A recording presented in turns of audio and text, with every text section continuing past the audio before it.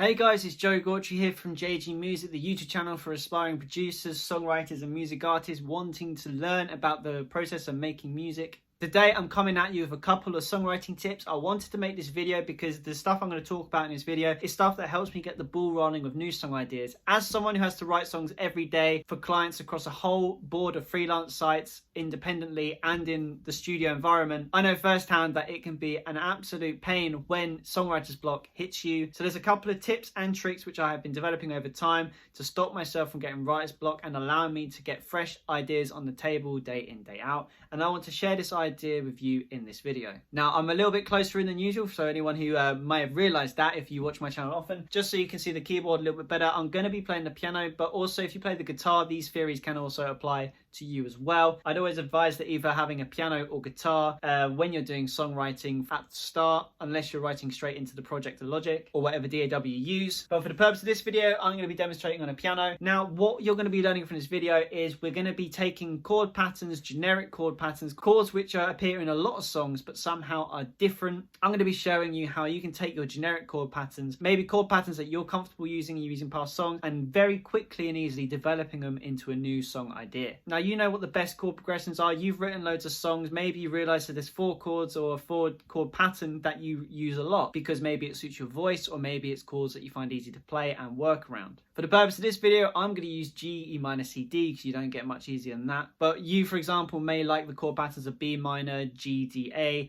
or A, E, B, D. I don't know. I'm literally just listing chords right now, but again, I'm going to use G, E minor, C, D because it ties into my first tip when it comes to writing a new song. And this is probably the most important bit of advice that I give you for writing song, and that is to always have reference tracks or reference artists when you write a song. We all like to think that we can write songs from an empty canvas, but the truth is, if you want to churn out songs regularly, you need to be inspired. Even though artists paint on an empty background, they are often inspired by an image that they have seen, and it's the same for music. Don't feel like you just have to write a song for the sake of it. Maybe you have heard a song recently that you really liked, or you've listened to songs or artists a lot and you like their vibe and you want to take something from that and put it into your own music. And having reference tracks like that or an inspiration to get you into the song is the best way to get the ball rolling with a new song idea. Now, for the purpose of this video, because I'm using G, E minor, C, D, I'm going to use a song which I know follows that chord pattern, and that is Perfect by Ed Sheeran. You all know the song. I found a love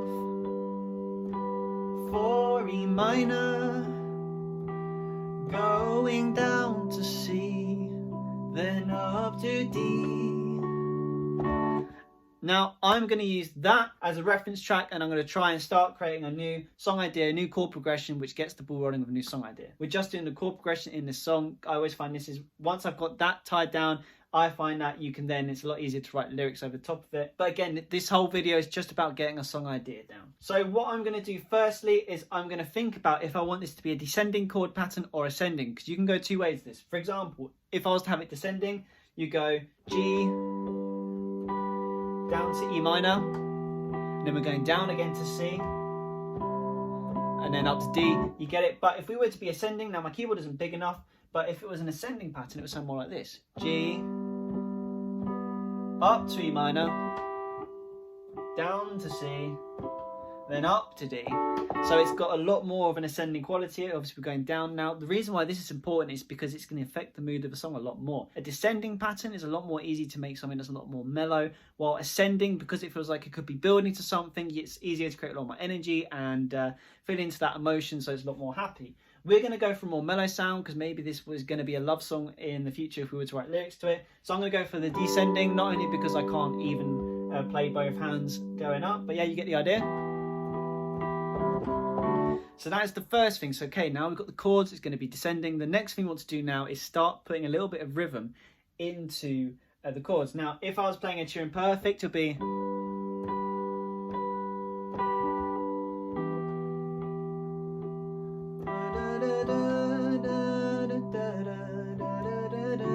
So we're keeping the tempo, we like the tempo. You're not plagiarizing if you're copying the tempo or the chords. We just need to now make this our own. Now, I like the idea of the ding, ding, ding, but we need to be a lot more clever than that. I want to start utilizing different notes in the key that we're playing to start creating a little bit more of a melodic feel to the chords to really make this our own. So for example, on the first hand, I'm going to be playing the first and the fifth note of the chords. For example, so out of G, that would be G and D, E minor, E and B, C would be C and G, and then D and A. And then on the top note, I'm going to be messing around with the first, second, third, fourth, and fifth notes of each one. So for example, for a G, that would be E minor, C, D. And you can take your time beforehand to work on the piano if you don't know your music theory. Literally just wait to see to sound that perfect arpeggio going up. So for the G again.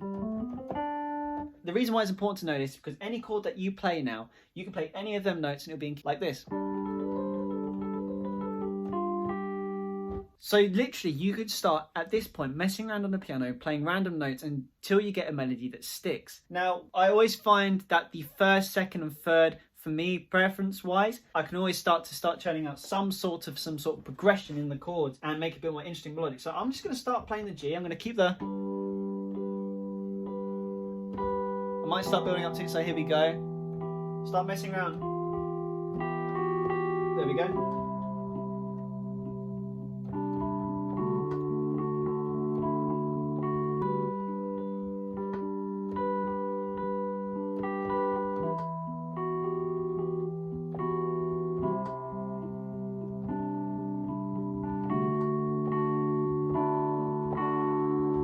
So one thing that I figured out there, I had a little mess around.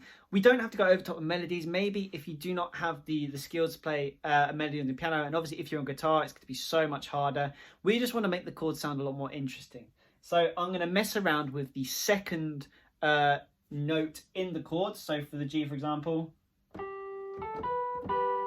that's the first one, so that'll be the second one. Now they clash, and it may sound like it sounds awful, but play them together with 2 octaves worth of chords. I assure you, this is going to sound a lot more interesting. So here we go. So this is with the first and third at the top, and then go down to the second. Now, doesn't that sound so much nicer and more interesting than just playing the triad? Now, what would happen if we were to alternate the chords each time? So here we go, start with the G. We're going to go down to B minor.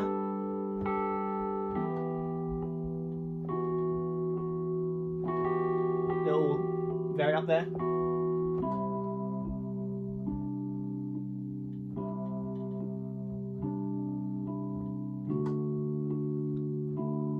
Now already that sounds so much more interesting. It sounds a lot more impressive to play as well. And there's a lot more emotion behind it because it's got a lot more of a minor feel to it all of a sudden. And again, just using this technique, now messing around with each note in the chord gives you endless possibilities for creating any sort of melodies at all, and you can mess around with it. But yeah, guys, that is the tips and tricks. This isn't tips and tricks for writing a full song. This is just something that I wanted to share with you guys because I always find that this helps me just get the ball rolling, get an idea, because that's all that songwriting is. As soon as you've got that first idea down, you're going. If you've got any more questions regarding songwriting or any videos you want to do, please comment below because I'm always looking for suggestions on different songwriting videos that I can do. As someone who writes a lot of songs, I'm always trying to figure out the best way that I can get my knowledge across to you guys, and any creative input on the videos I make is honestly so appreciated. But yeah, guys, hit that subscribe button if you have made it this far in the video, because why not, and turn that notification bell on. I really hope you enjoyed this video. I'm going to be making more of these, but until then, keep making music and I'll see you in the next video.